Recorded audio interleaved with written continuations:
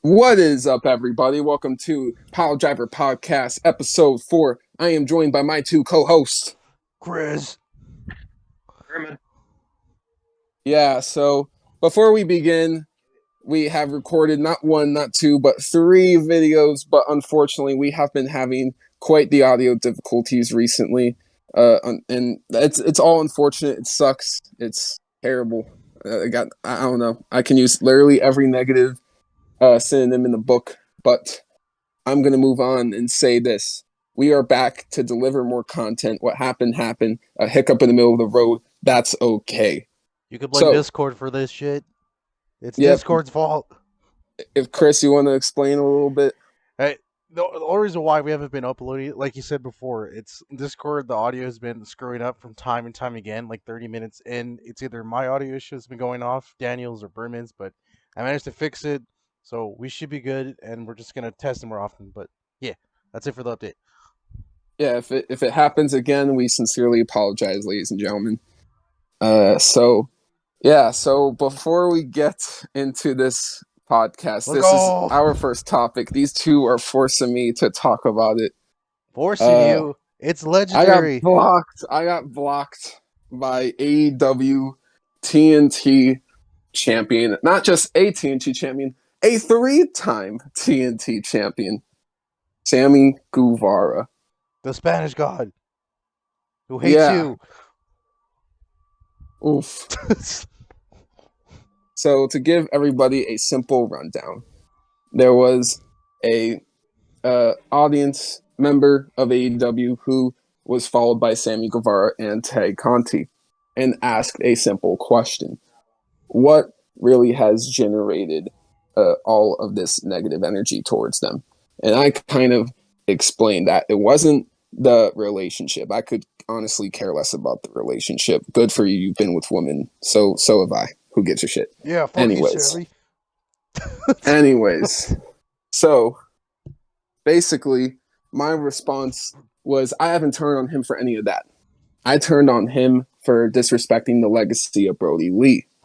I turned on him for other certain acts in general, I guess you could say. But essentially, here, let me actually read the tweet here. So if I read the tweet here, okay, so this is what I said from start to finish. It's them disrespecting the legacy of Brody Lee that made me turn on them. Then defending Will Smith was equally as stupid. Made a whole new email to block off communication from the fans. They're both just not professional and incapable of taking criticism. So I didn't feel like that was too mean. Maybe a bit harsh, but nothing too crazy. Then I got blocked. So how dare you, Daniel? How dare you vote a valid criticism? You know they're sensitive. As a 3-time TNT champion. Honestly, man, it is what it is. Berman, you hearing this? Sammy hates the Powerbomb Project. Now, here's the thing. Oh, he hates Danny mainly. We are Danny. Here's the thing, right? I'm going to explain this quickly, right? Wrestlers block thousands and thousands and thousands of Twitter accounts, believe it or not. It's not just Sammy Guevara. It's tons of wrestlers that do it. Most of them from the current day, but a lot of wrestlers do it. It is not just a Sammy Guevara thing. And honestly, this is all I can say. I kind of get the standpoint of seeing negative energy towards them. They're just going to want to block it off. They don't know me as an actual person. They're just seeing a Twitter account. Right? So, at the end of the day, I am probably never going to even meet Sammy Guevara or Ty Conti. But I take zero offense to what happened here. Honestly, it is what it is. It's okay. Sammy's going to lose the belt anyways. It's fine. He'll get his comeuppance. Don't you worry, Danny. Me and Berman are going to personally go up to Sammy's house and be like, stop it. Stop being cringe. Oh, man. Delete. So yeah. Hey, he's turned heel, and now he's doing heel things in real life. I guess he could say, I'm just playing. He blocked a Twitter account. It's not the end of the world. MJF wouldn't block Twitter accounts. I'm pretty sure MJF has blocked Twitter No, he accounts. doesn't. He would block yours. I give him praise all the time in his posts. I'm the only guy that gives him praise. I'm not even kidding. Yes. Damn. So, AEW Dynamite 4/20 review. So, we begin. We're just honestly not going to do a too crazy of a review here. I'm not too organized this week, unfortunately. We've all had pretty busy weeks this week. But we are given this review. So, we begin the show with CM Punk versus Dustin Rhodes. And I may be the only one who thinks this. What a great fucking match. Like, honestly, this may have been a bit slow for certain people's tastes, but I really freaking enjoyed it. Like, honestly, CM Punk really has gone all out with the Bret Hart tribute this week. I'm seeing it like more and more each week. He's trying to think of ways how he could give more and more tribute to Bret Hart. It's honestly more wholesome than anything, to say the least. And honestly, Bret Hart better come in. He better have CM Punk FTR become the Bret Hart staple. Be fire. Yeah. So that's what I would love to see. But yeah, so it was slow, it was technical, and it actually ended up with CM Punk pinning Dustin Rhodes, and he didn't even have to hit the GTS. And that's the thing I liked. He didn't revert to the GTS to win, and that actually goes to show people he has more than just the GTS and Anaconda Vice to win. So I actually really, really enjoyed this match, like I said. It slowed things down, and I had nothing wrong with that. And afterwards, oh boy, Adam Page came out with the AEW Championship, raised it high, standing across CM Punk. And it looks like that is going to be our main event at Double or Nothing. Oh my god, I'm so ready. Sorry. You're all good. You're all good. Damn. So this is looking like it's going to be the first pay-per-view face versus face AEW championship match. That's very interesting indeed. Personally, who takes the W? Punk. I'm going to let these two speak.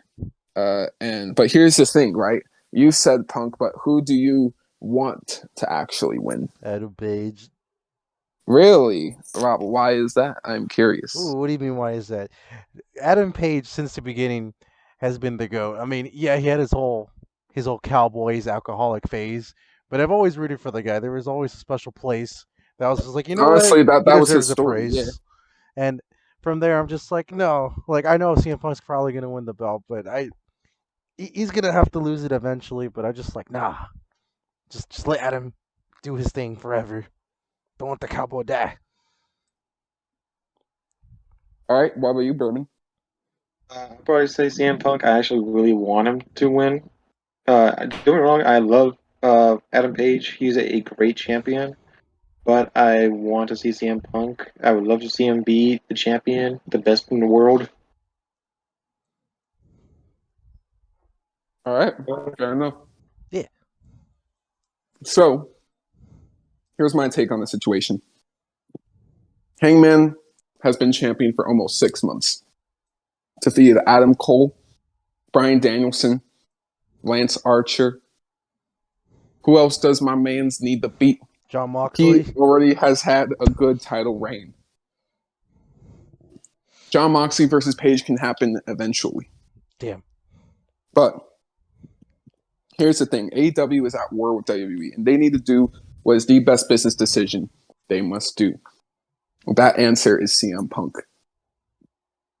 So, here's the other thing. Do I see CM Punk reign as champion forever? No. Here's the deal. Forbidden Doors in Chicago, so is All Out. I think he defends the title at both those shows. The person he loses the belt to is MJF at All Out. And this leads to MJF having a year-long title reign, leading to the next year's All Out, where he ultimately loses the belt to Wardlow.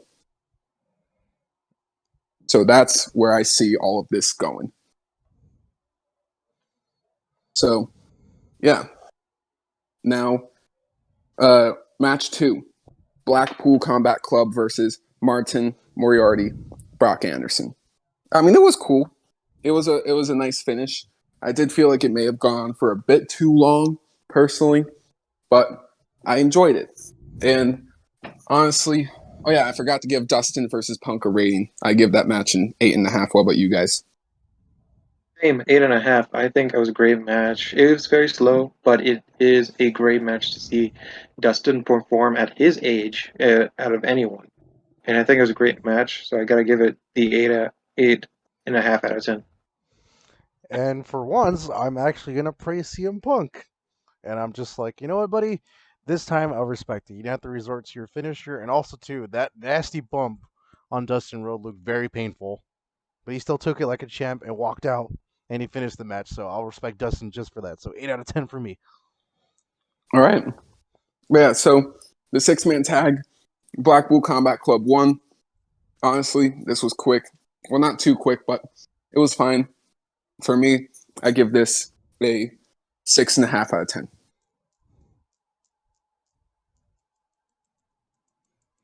And then I would give this match a A 7. combat. Yeah. All right, and you cut me off too. But I gotta say too that I really love that Wheeler Yuta's combat attire had like blood stains. You can see it kind of looks like blood stains on his pants. Yeah. So, all right. Next up, we got Adam Cole, Young Bucks, and Red Dragon talking their talk, except there's a big issue. What happened? The Young Bucks have lost their confidence. No! And it's a lovely thing to see. No, it's They're not. not annoying for once, No, and I they're love not. it. They look pathetic. That's not the Young Bucks. They're the Young Cucks. Those are not my boys. They were the Young Bucks before. No, now they they can be weren't. the Young Bucks. They need Omega. They need some of the sense of beans, dog. We need No. Yes. Face turn, Young Bucks. No, it's cringe. I want them to be villains. I don't like the Young Bucks, but if I'm going to be forced to like them, then fine. Thoughts, Berman? Kind of to me it sucks because I actually like them as a heel. I think they are a really mean team. I just kind of funny. I always love them. Kind of seen as the heel, they are really perfect, a pretty perfect heel. All right, so damn, I'm the only one that's kind of fine with them turning face. Oh well. Anyways, I hate you. And so does Sammy. next up, that's pretty fucked up. I'm sorry. You hurt my feelings with that one. Okay. I'll give you some chicken nuggets. Next up, we got AEW New Japan. The Forbidden Door has been announced. Oh my god, this is insanity.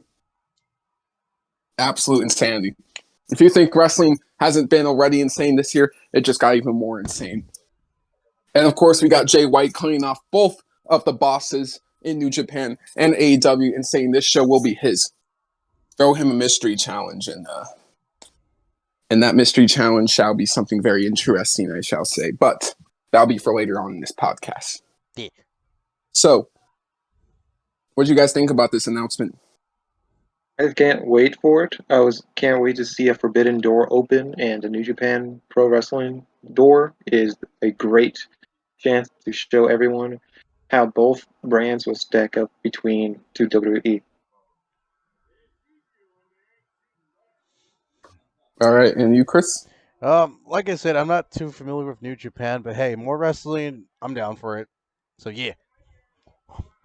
All right, so match 3, Wardlow versus the Butcher. I'll let you go off first, Chris, because this is your storyline to talk about more than anyone else's. I just want to say for a fact that Butcher actually did pretty well. For once, this match wasn't like more of a jobber situation. I mean, yeah, he was gonna lose obviously, but the Butcher put up a great fight. Wardlow did his thing, and hell, Wardlow is the piggy he is because he even do a proper power bomb because he's losing his power because MJF didn't allow him to. You see that, Daniel Berman? He needs MJF to succeed. or because that dude was huge as hell. Nah. And He needs I'll to He's take- huge as hell. No I'll take excuses. Chris. No excuses. He's become I'll picky. take Chris. He's been eating too much fucking chicken McNuggets. Look at him. I can't wait till MJF gets his ass beat. No, in he's another ring. not. It'd be cool. But I gotta say, I kind of got critique about this match. I kind of wish that MJF put a stipulation on the match where he gotta wrestle in his cuffs.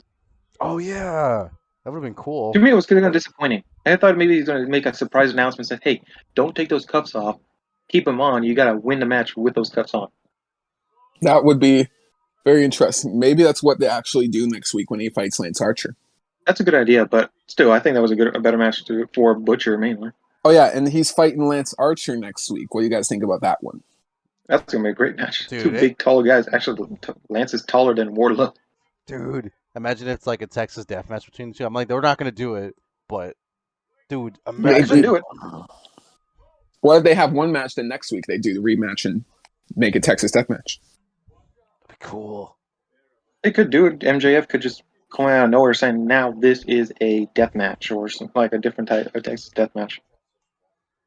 Yeah, I'm gonna give this match a 7. It was good. 7 myself. Same here. So now we gotta talk about Eddie Kingston calling out Daniel Garcia on Rampage. Should be a good match. Everyone banned from ringside. Rampage is looking fire as hell this week, but we'll talk more about that later on. Yeah. Match 4, Kyle O'Reilly, Jungle Boy, Owen Hart qualifying match. This was good. This was very good. Kyle O'Reilly finally got to do some single stuff in this company and showcase himself a bit. And Jungle Boy is a good person to showcase himself against Edmund. But whatever. So, yeah, I thought it was very good. O'Reilly performed a diving knee to win. This gets a 7.5 for me.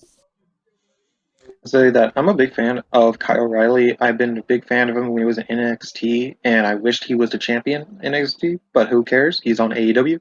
It's a better promotion, so I think it's gonna be good. And I can't. It's cool that the Canadian won it.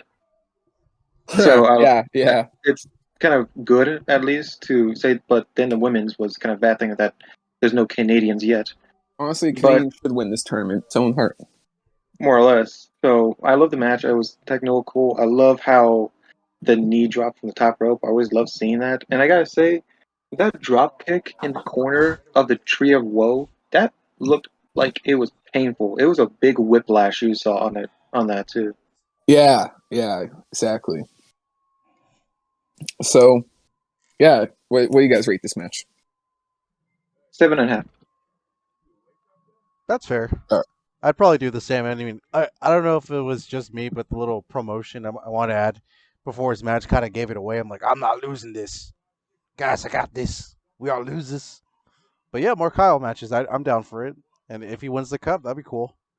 Because at first I thought they're going to go with the safer let Jungle Boy take it. And I'm like, he doesn't really need to win this. Like, give it to some underground guys. So yeah, 7.5.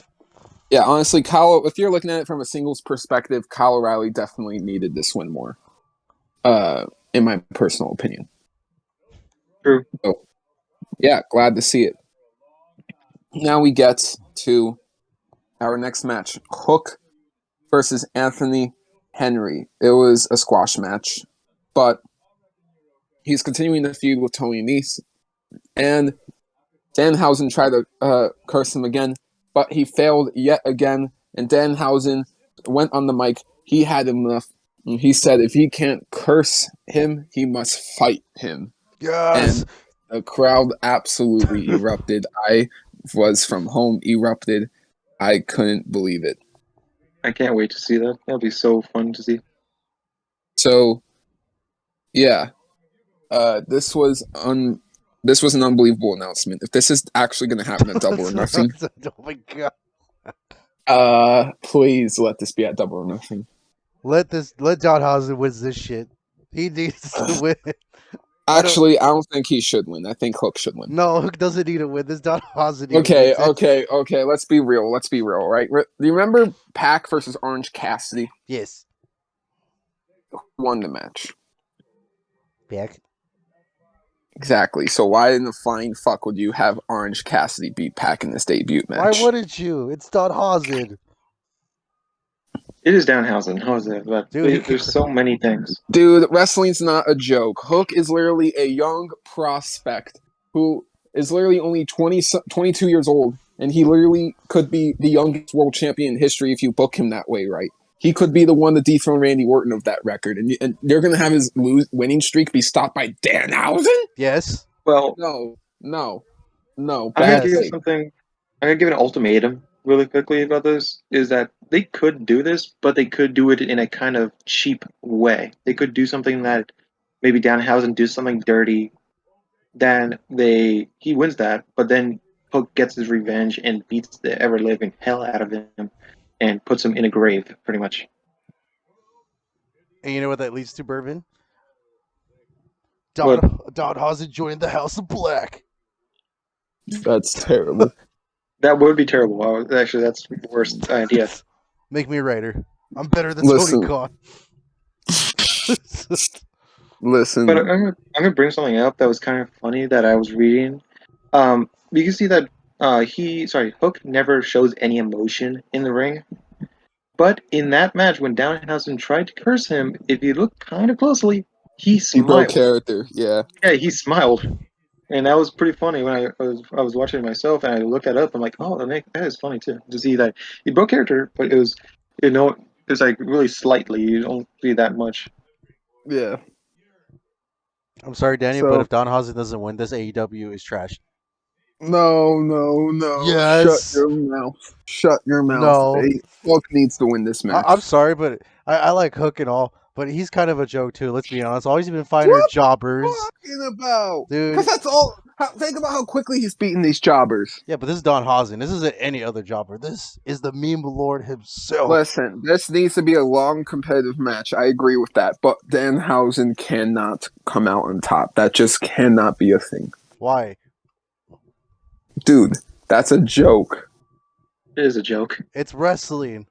What do you mean? Just think Look. of an idea. Is that think of like Randy Orton losing against let's say Hurricane Helms. Dude, that's a good one, or Hornswoggle. What about that one? Dude, yeah, that's perfect. Randy Orton losing to Hornswoggle. That's exactly what this is like comparing that to. Like, it's ridiculous. Danny, you just don't know how to have fun. Don't know how to have fun. You too, Bourbon. Danhausen is not going to be the next AEW World Champion. Get out of here. Hook has that chance. Why doesn't Don Hausen have the chance to do it? Oh my god. He's literally meant to be Orange Cassidy's mid-card tag team partner. No, they're enemies. They're gonna die from the sword and the blade. They cannot collide. If they collide, they'll be too powerful to stop. You thought Fuego was powerful? Shit, the House of Black got the next two targets. Please let this go. Let's just go on to our next place because we were talking about this a little bit too much. The only thing I'm going to say, let's just say that Hook will definitely win and just put him asleep. Okay. Next, Frankie Kazarian and Scorpio Sky have their moment of basically Sky just asking Kazarian to wait just a little longer because once he wins back the belt, he'll give him a match for the TNT title. So, looks like Kazarian is okay with that, and because he said he'll always have Sky's back. Next, we do a recap of Thunder Rosa, basically beating Nyla Rose at Battle of the Belts, and she essentially says it's time to move on to Double or Nothing. Next, TNT champion Sammy Guevara, along with his girlfriend Ty Conti. They're in the ring, and Sammy Guevara repeatedly, he doesn't repeatedly, he says to the fans that have cheered them, he thanked them, he loved them, and he'll give them his everything. And to the fans who booed them, he said he's been hearing loud and clearly, and he has to wonder why. And even asks, is he getting booed because his girlfriend is hotter than the viewers at home? No. If that's the case, It's they so, can be mad. it's so dumb. I'm sorry, Daniel. This is so dumb. He's not even a heel. He's just fucking stupid. Continue. My bad. So, yeah, then we get Scorpio Sky, Ethan Page, Dan Lambert to basically go out. And they came out to probably the biggest pop they've ever gotten in their entire career so far. So, yeah, basically, Scorpio went off, and Ethan Page, of course, went off and basically screamed off the top of his lungs that nobody in the building came to pay tickets to see Sammy Guevara and Ty Conti. And then he gives the mic to Dynamite Dan.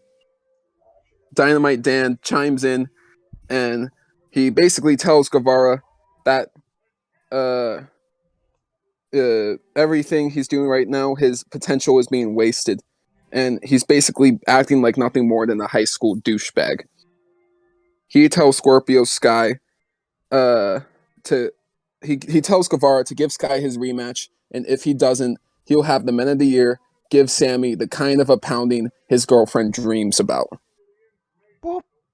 So, Sammy says they agree to the ladder match if they get a mixed tag match, which is assumingly going to be Guevara and Conti versus Paige Van Zandt and Scorpio Sky in the future.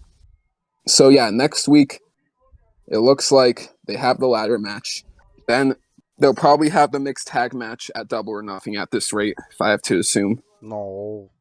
Please, no. Don't ruin our tickets. No.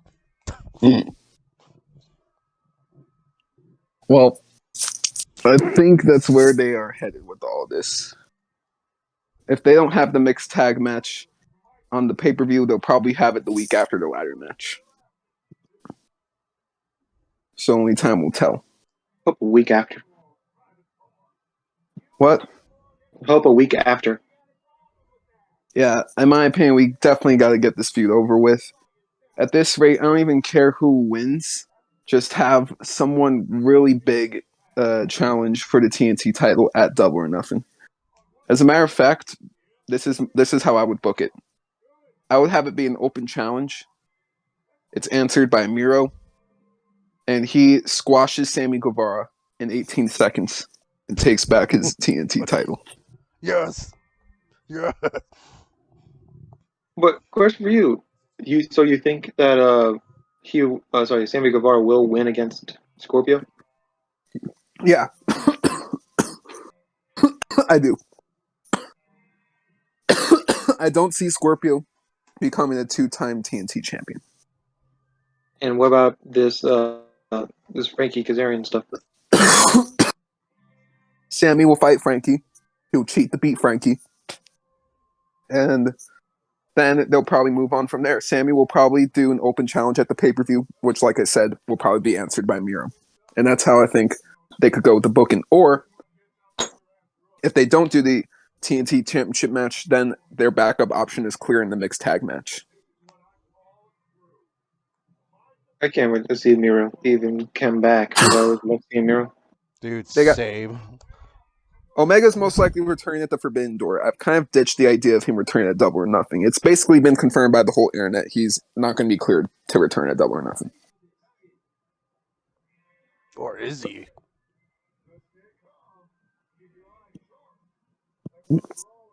No, he's still recovering. Well, okay. So, who you guys think is winning next week? Sammy? So, yeah, man. How do you guys feel about the new character of Sammy Guevara and Ty Conti? He's a joker. What do you think, It's Chris? not very poggers, bro. It's not a character, dude. I think it's actually Sammy being real. He's ever been in his whole career. What is he doing? Is he doing a Twitter troll? He's a real life Twitter troll. Yeah. God damn it. When Dan Lambert started to make sense, you just know like what happened. He's gonna make sure the man of the year gives Sammy the pounding his girlfriend dreams about. Oh, That was a That, great roast. that was a funny roast from Dan Lambert, I must admit. But I can't believe I'm saying it, y'all. American Top Team had promo of the night. damn. They said everything truthful on the microphone because of who their opponent was. Yeah, man. I gotta give AEW credit. You have a heel who has gained even more heat than MJF. MJF is no longer, what I hate to say it, MJF is no longer the company's top heel. It's Sammy Guevara. He's not a heel dude.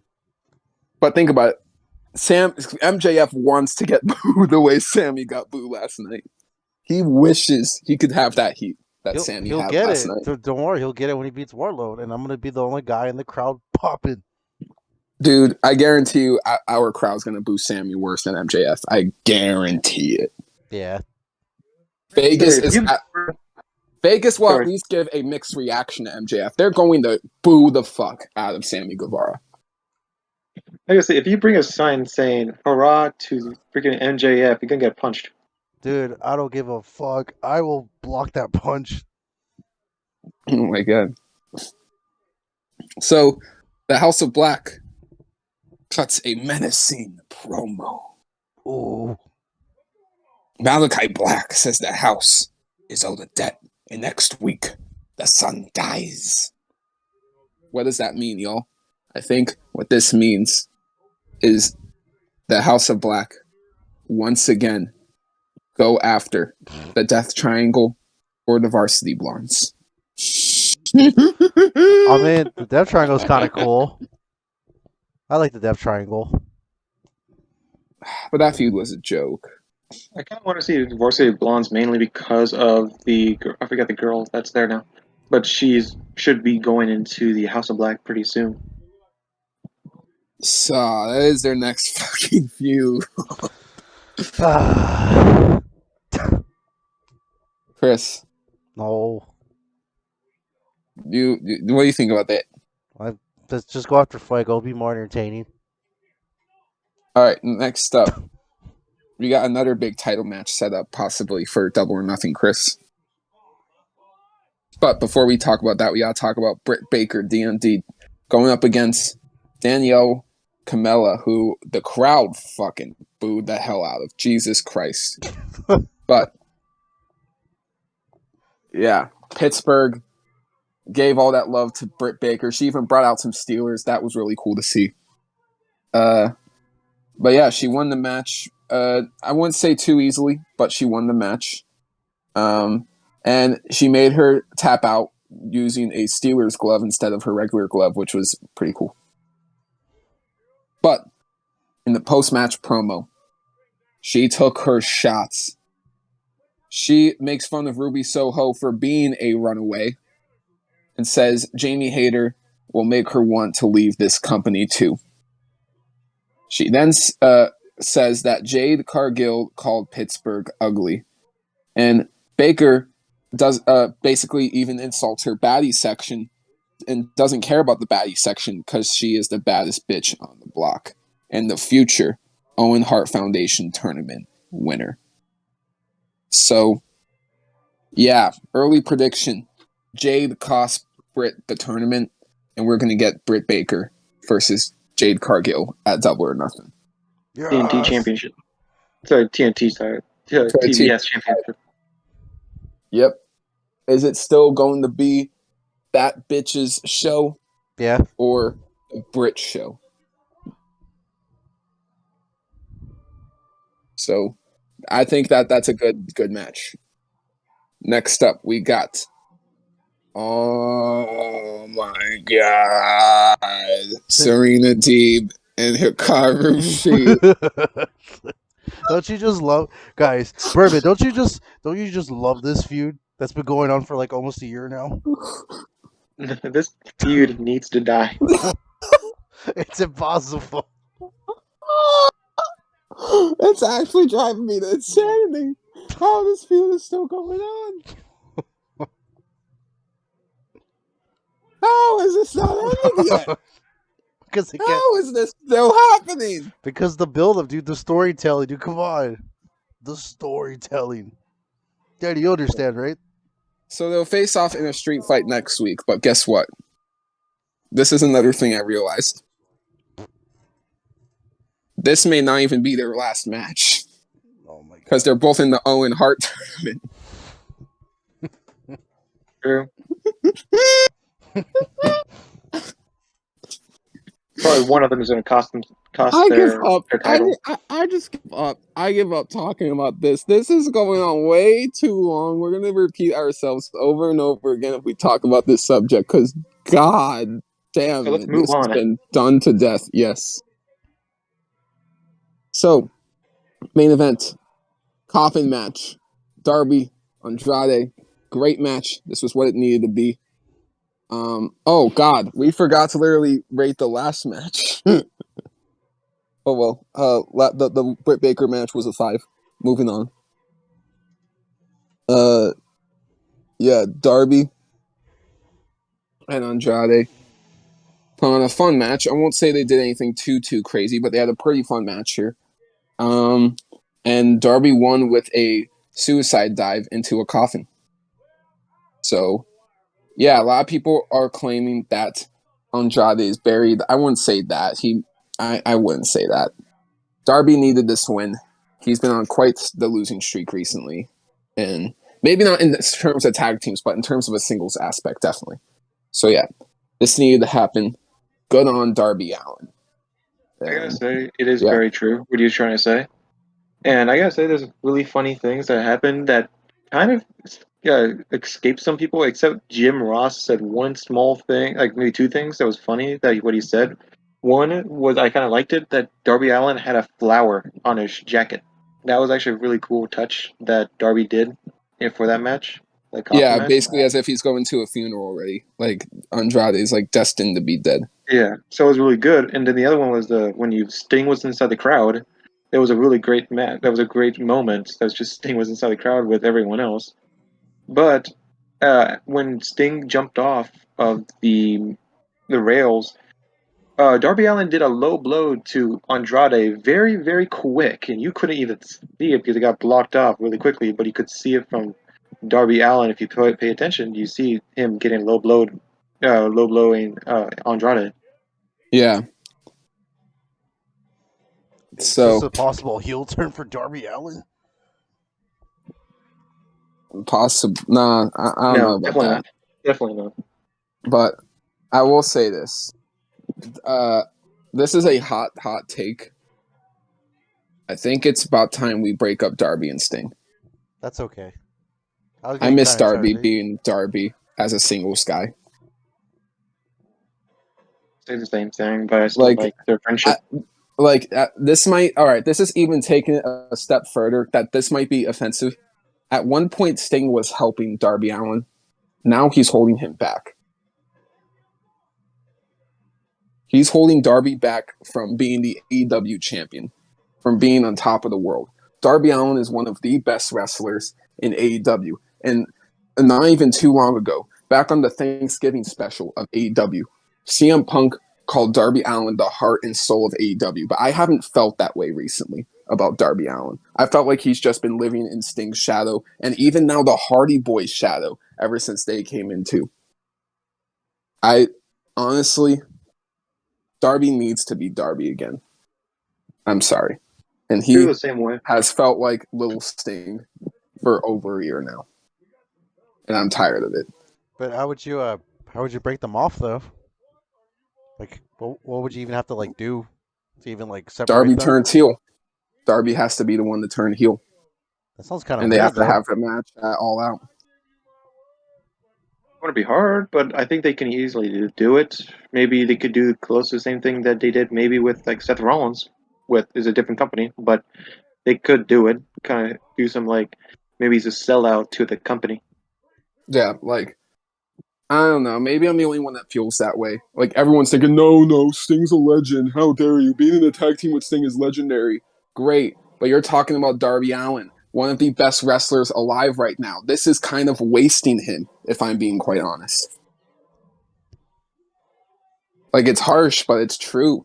Sting is 60 plus years old. He doesn't need to be in the background of fucking Sting. It's ridiculous. So, yeah. I honestly thought this was a fun match, though. I'm giving it a 7.5. Yeah. I say the same thing, 7.5. And I gotta say, there's a kind of funny, I'm gonna say, a kind of interesting fact about Darby Allin. His wife is Gigi Dolan. And yes, they did get a divorce, but they're back together fairly recently. That's interesting. Huh. Very. So, yeah. What do you guys rate this match? Same as you, 7.5. I'm gonna give it maybe a point off, and I don't know if it's like the fault of like both wrestlers, but like the finisher felt like kind of sloppy. I don't know if it was just me, but like it didn't feel How was like. just that suicide dive into a coffin? Yeah, but you kind of. I don't know if it was intentional or not, but I overheard the referees like, "Hey guys, 90 seconds left, finish it." Like it's very slightly. I'm like, "Oh, okay," but I heard that, and I'm like, Oh, "Oh." Okay. No, good that makes hearing. sense. You have supersonic hearing. I didn't hear that, but if you heard that, then yeah, that probably ruined it a And little I'm bit and for I was you. like, "Oh, they're gonna have to rush it," and I'm like, "Oh, rip." Honestly, they should have at least had. He should have shut the coffin and done what he did in the Ethan Page match, which was the coffin drop into the coffin. But that was what it was. Yeah. So, now let's talk about this.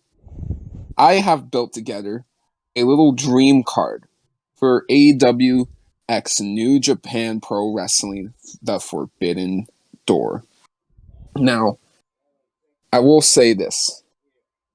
Basically, this is a dream card, not the actual card that is going to happen. And a lot of people have argued, basically, that this show may not be very good because New Japan has quite an often tendency of booking a bunch of tag team matches and only like 3 or 4 singles matches. And while that may be true, here's the thing here. I feel like with AEW's booking as well, I feel like we may get a few tag team matches, but definitely not the entire show. There is definitely enough of a stacked card in AEW to give one of the greatest shows, not just of the year, but perhaps of the decade when it comes to wrestling. So, this is what I got all together. Now, some of these matches are going to come across as very weird for some people, very odd, but you know what? That's okay, because I'm trying to combine the booking style of AEW and the booking style of New Japan Pro Wrestling, and I would not have this show be 5 hours. Yes, 5 hours. Why? Because that's how long Wrestle Kingdoms usually are, and let's be real, there's way too much challenge to shove only into a 3 or 4 hour show. You are combining two of the biggest rosters in the wrestling world, and this show may never get a sequel. You gotta make this 5 hours. And I usually disagree with wrestling shows ever being longer than 4 hours, like ever. But this is different. You gotta treat it with that respect. So, this is my personal card. 5 hour show, 14 matches. I have an undercard, and I have those main event matches that people would love to see. So, let's begin. Now, for the undercard, we got Brody King. He's in two staples, right? He's in the House of Black in AEW, and he's in the Torture of Black in New Japan. Why not combine the two groups a little bit? We have Malaki Black, Buddy Matthews, Brody King, Evil, and Takahashi, the master of the time bomb, you could say, versus Alex Zayne, Amazing Red, and LA Dojo. So I believe Brody King has been going against LA Dojo up in New Japan. And combining all his alliances, this would make a lot of sense as a match. And this would be a fun little undercard match to give Malaki Black and his gang more momentum and give Evil and Takahashi, good old New Japan names, some, a good victory in the beginning of the show. Next, we get to Keith Lee versus Desperado. Now, El Desperado has put on some bangers. He is definitely a sleeper hit kind of wrestler, I must say. And Keith Lee definitely could use that momentum, those wins, and why not? This match is unique. It's different. It's a risky, but why not go for that? So, yeah, that's definitely what I can say about Keith Lee versus El Desperado. And, yeah. So, next up on the show, Elimination 20-man tag, Team New Japan, which I have the likes of Goto and his tag partner, FinJuice, Rocky Romero, Jonah, Chase Owens, Tama Tonga, and Tonga Loy, and Sanada versus Team AEW, which is Jurassic Express, Christian Cage, Lucha Brothers, FTR, Adam Page, Darby Allin, and Sting. Then, also on the undercard, we got Wardlow versus Killer Kross. So those are like the 4 little opener matches I got going on there. Now, Chris, I know he isn't too familiar with New Japan Pro Wrestling, but yeah, Berman, would you believe that Wardlow and Killer Kross could have a great hoss fight, you can say? Yeah, I gotta say, Killer Kross is a really strike-based character, good strikes and stuff, and Wardlow is the grappler. He's the powerbomb symphony, and I think the great combination between pretty much 2 big hosses, I would say. Yeah, and then what would you think about a Keith Lee versus El Desperado match? Good match. It is kind of weird, I'm gonna say, because in my opinion, I kind of would say Jeff Cobb. Ah, yes, Jeff Cobb. You know what? No. You got it right. Yeah, replace it with Jeff Cobb. That's Because perfect. those two look perfectly similar, and I think Keith that would Lee be a versus better Jeff match. Cobb. That's perfect. And I think it'd be perfect because those two have like the similar body mass, and I think it would be interesting to see that. Yeah, you know what? Yeah, you're completely right on that one. So, yeah, and then Team New Japan, Team AEW, that would be a huge New Japan style kind of 20-man tag, but kind of with a little bit of a Survivor Series mix involved with it, you know? So it's kind of like combining a bunch of wrestling styles in that aspect, if you think about it. Yeah, I can see it doing great. I still kind of doubt Jonah because of the his stuff on Impact, but it's very good possibility. But it might not happen on Jonah.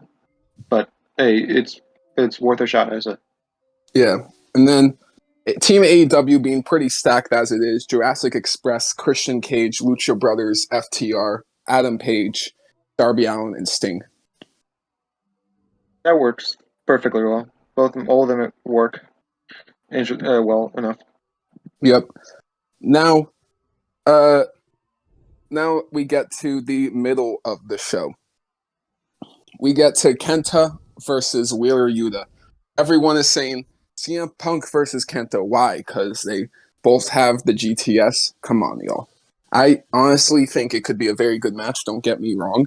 But I believe Punk and Kenta can both actually do better things. So Kenta, I would have him fight young and upcomer Wheeler Yuta. And the story right there is simply written all over the wall, right? So Kenta has been a veteran of the game in Japan and NXT in America for years, you know?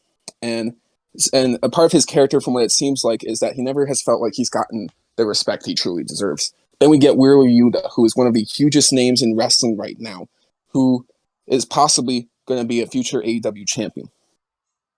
And I say, people sleep on Wheeler Yuta. After his match with Jon Moxley, I think he could go toe-to-toe with a legend like Kenta.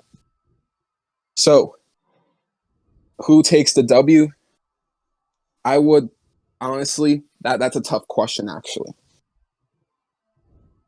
I would personally probably, you could give it to Kenta and then have Yuta earn his respect, or you could have Yuta win and have that be the hugest win in Yuta's career so far. Either way, it works. So, yeah, then match number 6, and this is the comedy match of the show because every wrestling show could use a comedy relief match. Mamoru Suzuki versus Orange Cassidy. This match was actually supposed to happen over 2 years ago during the pandemic, but it basically didn't happen. And the reason why was, again, because of a pandemic. So I feel like a lot of people were robbed from this match, and it could have been a really funny match. You know, Orange Cassidy is capable of putting on a classic. I know y'all might make fun of me for that statement, but it's true. Go check out his match at Double or Nothing last year with Omega and Pac. He is capable of putting on incredible matches when the time is right. So, him versus Suzuki, come on, that's gold. And Suzuki has always had a comedy side to him. So, I feel like that just makes the most sense in my mind. Now, match number 7, Tomohiro Ishii versus Chris Jericho. Ishii has been a legend in the game for a very long time. It looks like just now he is finally getting that respect. But I feel like he could use a win over a massive legend, and that would be Chris Jericho. And it would test Chris Jericho to do something kind of different than what he's been doing recently these past few years. And honestly, believe it or not, I think Ishii could push Jericho to a certain point not many people in New Japan can do. Because think about it like this, right? Jericho has already fought Okada. He's already fought Naito. He's already fought Evil. He's already fought quite a few talents already. He's fought Kenny Omega. So there's not much left to do for Chris Jericho in that aspect in New Japan. So him versus Ishii sounds fire. And Jericho is a legend in the game of putting the other wrestler over. Why not give Ishii that huge win that could elevate him to possibly being an IWGP champion at next year's Wrestle Kingdom? Why not? So, yeah, and then the final match I'm going to talk about on this middle of the card section before I give the thoughts away to Berman is Will Ospreay versus Eddie Kingston. Will Ospreay showed a very violent side against Jon Moxley recently at Windy City Riot. It was a great match despite the technical difficulties from the camera crew. And I must say, if there's one person that could get Will Ospreay to a more aggressive point, it would be Eddie Kingston. Eddie Kingston kind of has that brawler Street Fighter style and just makes sense. And you know, Ospreay has proven he can do many different styles, but I don't think I've ever seen him fight someone like an Eddie Kingston before. So that's why I would have Will Ospreay versus Eddie Kingston. So now to Berman's thoughts. Kenta versus Yuta. I like the match. It is pretty similar. It's a good setup. Both of them have the kind of similar setup, I would say. I would probably give Yuta the win, so it gives him the best showing. So maybe when he's in ROH, he gives more of a shot. Maybe goes for the main championship. All right, for sure. That's a good idea. And then Cassidy and Suzuki.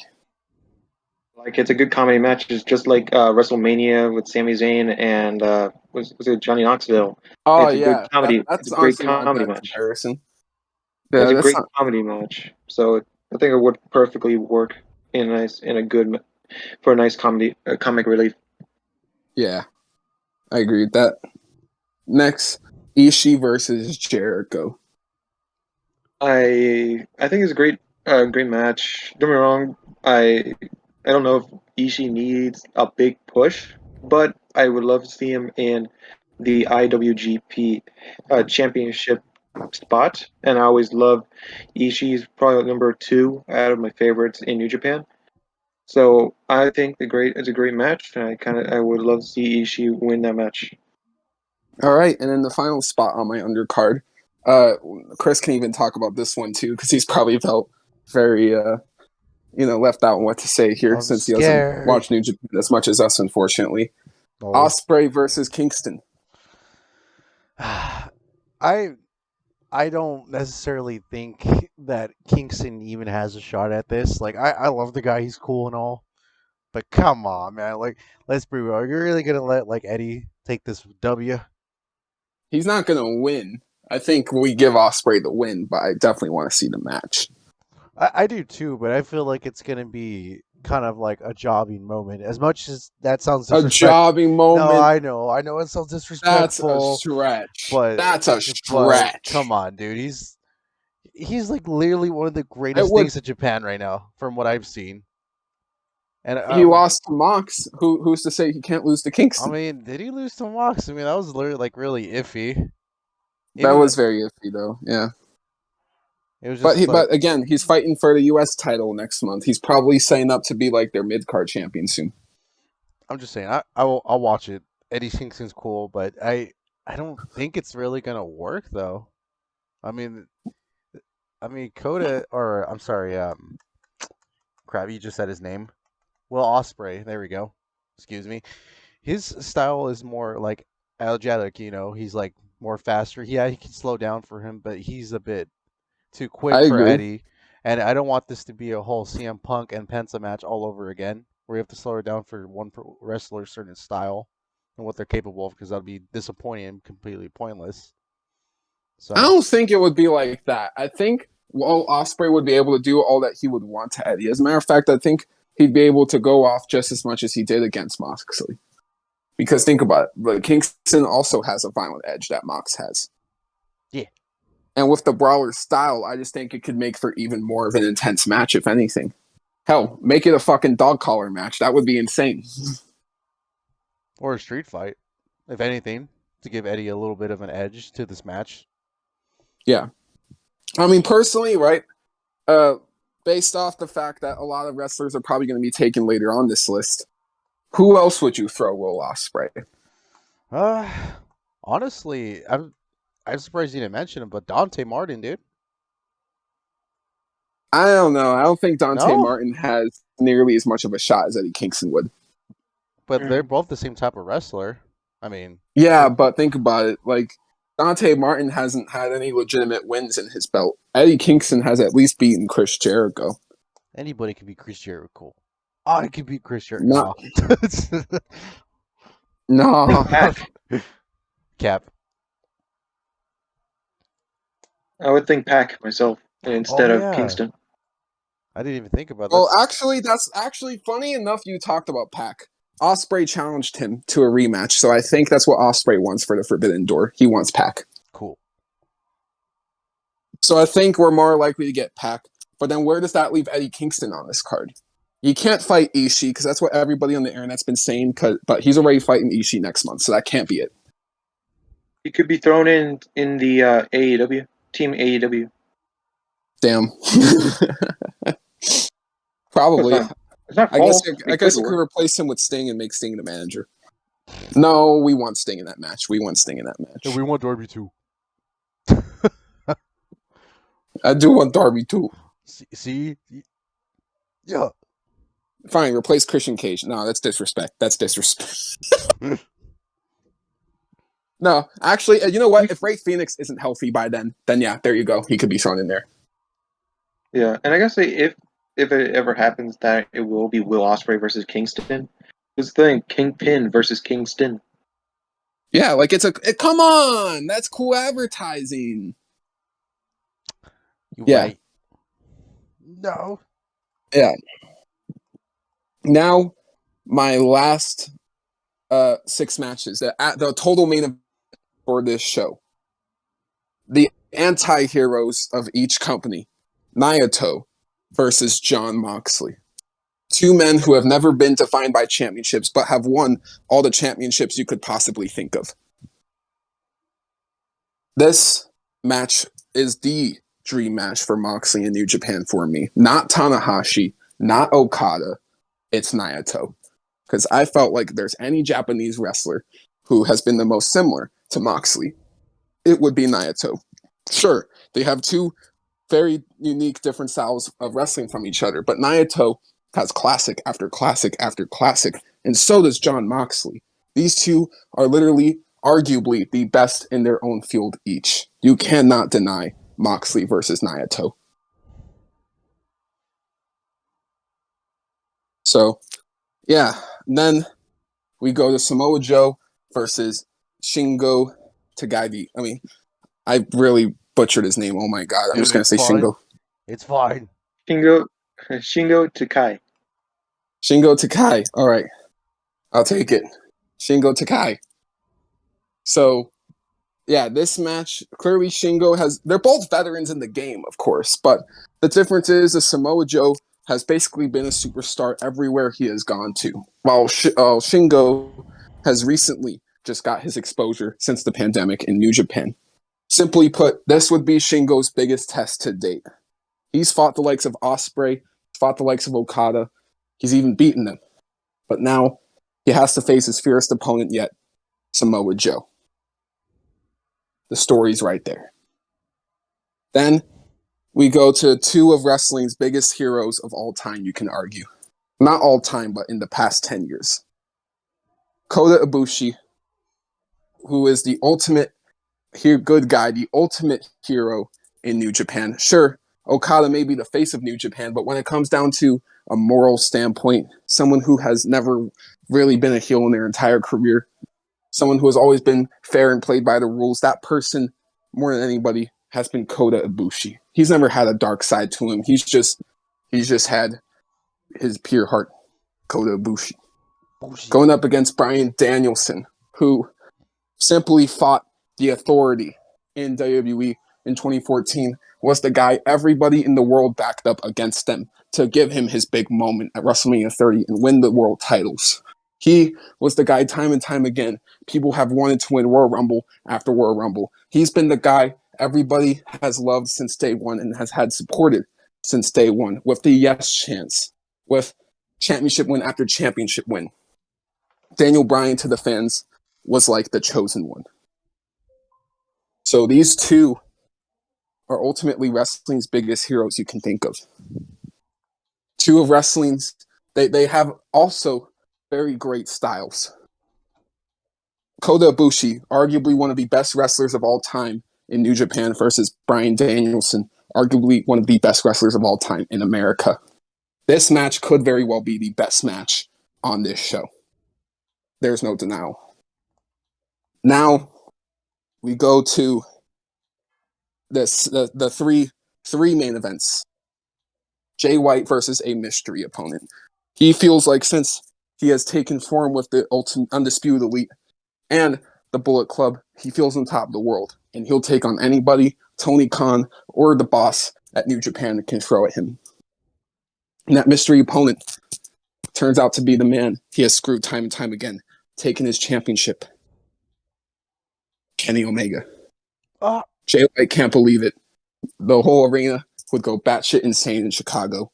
They go out there, tear the roof down, and Omega gets his redemption and gets his win against Jay White. And this would obviously lead to Kenny Omega versus Adam Cole at All Out. Because after the match, you get a very pissed off Adam Cole, who super kicks to hell and attacks Kenny Omega. But then the one who saves Kenny Omega from Red Dragon and Adam Cole are the Young Bucks. As they should. And basically, that's what we tease. The Undisputed Elite versus the original Elite. Seems like the way to go. So yes, Omega would clearly be a face as soon as he returns. Then for the IWGP Championship, Zack Sabre Jr., assuming he beats Okada next month, defending the title against the Salt of the Earth, MJF. Now, the story here is very simple. MJF has chased the AEW title, but never the IWGP title. And he thinks he could be the one to bring the IWGP title to America and win the AEW title and be the first ever AEW and IWGP champion at the same time. That's his goal. And he will cheat over and over again in this match to try to do that. But does he ultimately succeed in the end? No. Zack Sabre Jr. figures out a way to make MJF tap like a little bitch. So, of course, MJF will claim that he cheated and all that in the future. But you get the point. It would make for a very unique, fun match. And MJF would have to resort to his style in order to try to beat him. And now the main event, what the show's been all about. AEW title, CM Punk versus Okada, United Center, Chicago. It's what it's all meant for. This whole event was meant for this. The challenges back in February on Twitter. It all makes sense now. So, yeah. Personally, Punk retains, obviously. That's the route we go. And we end the show that way. So, that's my AEW New Japan Pro Wrestling The Forbidden Door card. Now, to ask you, Berman, Jon Moxley versus Naito. I gotta say, it is interesting matches. They do have similar fighting styles. Like they are kind of rugged. They kind of have the lunatic side to them, if you think about them, because both of them have that type of side to them. I think both of them have a good. They have going to be a great match. They're going to have some great counters to the everything. All the paradigm shifts, all the finishers. I always forgot their. Forgot The Desperados, I think. Desperado. No, Destino. That's us. Destino. And I can't wait to see those counters and probably submission game because of Naito kind of getting into the submissions now. So it's going to be interesting to see that. Yeah. So, Chris, you know Naito a little bit. And based off the similarities, do you think that match would be meant for success? All right. I'll take that as my answer. Yeah, no response. So, yeah. Samoa Joe versus Shingo. Shingo? Shingo? I do like the match. The Samoa Joe and Shingo Takai. They very have good fighting style. They're the heavy hitters. They are the type of heavy hitters. Their finishers are kind of the same, fairly close. The similarities. One is the Muscle Buster. The other one is the chase. Sorry, what's it called? The Dragon's Gate, or the Fall of the Dragon. Yeah. And it's a great. I think they're going to have a great match. I'm going to say something after in another match because I just had a thought in my head. And when we go to the next match, say the next match maybe, I'm going to say something, and I'm probably going to get my thoughts on that. Now, Chris, you can contribute your thoughts on this one as well. Woogie. Kota Ibushi versus Bryan Danielson. You already know who I'm going to pick, dude. Bryan Danielson? Yeah. What do you think about that, Berman? This is a match I was about to say. So I like this match, but there is a kind of thing that might get it off to me, and that is why not do Shingo Takai versus Bryan Danielson? Both of the people were named the Dragon. Shingo Takai as the King of the Dragon, and Bryan Danielson as the American Dragon. That Which would be sounds interesting. good. It sounds great. Don't be wrong. The Samoa Joe and Shingo Takai is a great match, and the Kota Ibushi and Bryan Danielson is a great match. But if you can think about it, that is a good match because of the dragon name. Both of them have the dragon name. It sounds like a good fight between two dragons. All right. I could see But that. I would say And Kota. then if you switched it around, we would be getting Kota Ibushi versus Samoa Joe. Yeah, and it could be good because both of them are strikers too. Both have good strike games, so I would definitely not work. deny Ibushi versus Joe. I think that would be great. Yeah, so I had that. That's a good idea. It might not happen, but it's a good idea that is a good fair chance of happening. But if it doesn't happen, Kota Ibushi versus Bryan Danielson, I am up for it. I love the match. It sounds a great match. I'll probably go Kota, my Kota Ibushi. Fair enough. And then, so the three big main events. Jay White having the story of where, he fights a mystery opponent because he thinks he's on top of the world, essentially. He's won the IWGP US title. He's won the heavyweight title. He's main evented Wrestle Kingdoms. So he's basically achieved a lot. And now he's ready to prove himself in America. So he doesn't care who he has to fight. But the person he ends up fighting is Kenny Omega. So, yeah, Omega basically gets his redemption against the one person who has always had the upper hand on him. And that's Jay White. So, yeah, what do you guys think about that whole thing? Well, I'm going to say a lot about this. So, Chris, if you have anything, you go Yeah. first, and then I'm going to say after you. No, you go ahead. Like I said, I'm not too familiar with New Japan, and the viewers who are watching this, I'm just being silent because I can't contribute anything as of right now. I'm literally new at all this, so yeah, you go ahead. All right. So, this is a great. I actually like the match. It's pretty much the two leaders of the Bullet Club, the former to the newer Bullet Club. It is a great match. Kenny will probably win the match, but there is a few things that I had in my head that technically he did prove himself already in the United States, but not in a big crowd. When he was in Impact, he had two great matches. We don't talk about that Impact that much, but Jay White had two great matches. One against Alex Shelley, which is a really classic, one of the classics, and one against Eric Young, which is two great matches. Don't get me wrong, uh, technically he does. It's not the big opponents, but they were great classic matches. But Kenny is probably the bigger of the two stars I mentioned. Yeah. So this match is gonna be a banger. I would say I would love to see Kenny come back, and Kenny Omega will be probably winning that, and it would be cool to see that Yeah, match. we can't have the Forbidden Door without Kenny Omega, the man who practically created the Forbidden Door. So, yeah, two main events. You are probably disagreeing with me on this one quite a bit, but that's okay. Zack Sabre I'm not Jr. disagreeing. versus MJF. I'm not disagreeing. I would say off the bat. If you're trying to say Jay White and Kenny Omega, I'm not disagreeing Oh, no, I'm not that saying much. that one. I'm saying about MJF gaining an IWGP title match. Well, yeah, all right, that's completely true.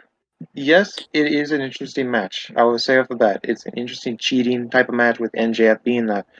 But I would like to see more, maybe a technical style match against Oh, Zack no, Sabre like that's Jr. what I mean. So, like, the story will definitely be how Zack Sabre Jr. is constantly going to out wrestle MJF. And yeah. Yeah, but in my opinion, and I don't think this might happen, but it sounds more like a cool match to me.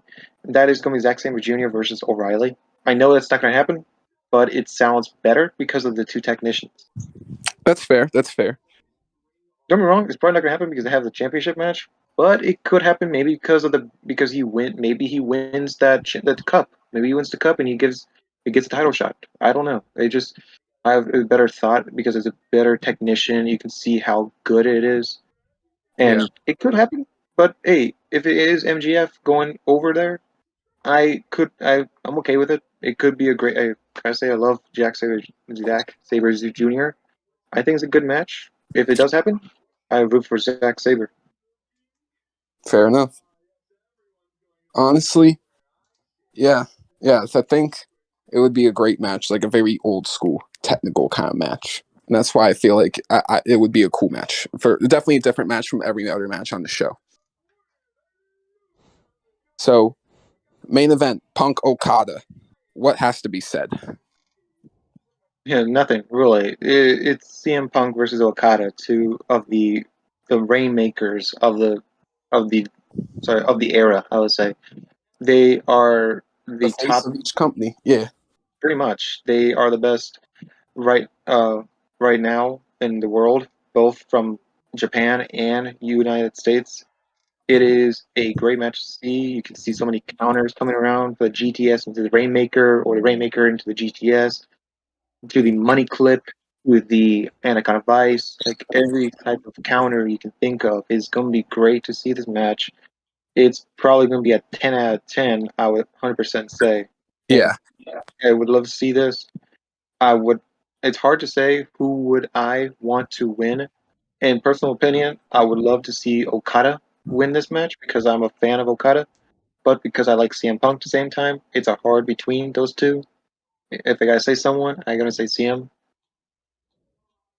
Fair enough. The one thing I will say is this is just a hot take, right? What if we got a massive, massive plot twist? MJF wins the IWGP title and Okada wins the AEW title. It would be interesting. It would be That would 100% basically interesting. be America stealing Japan's title and Japan stealing America's title. Yeah, it's gonna be one of the biggest deals ever in wrestling. That, That's never happened. that Really, it never happened. honestly, that would be nuts if they went that route for the show. It could really happen. Because of how big this show is. This is the biggest show in the whole entire year, the whole entire generation. This could make a gigantic dent in everyone's plan, including WWE.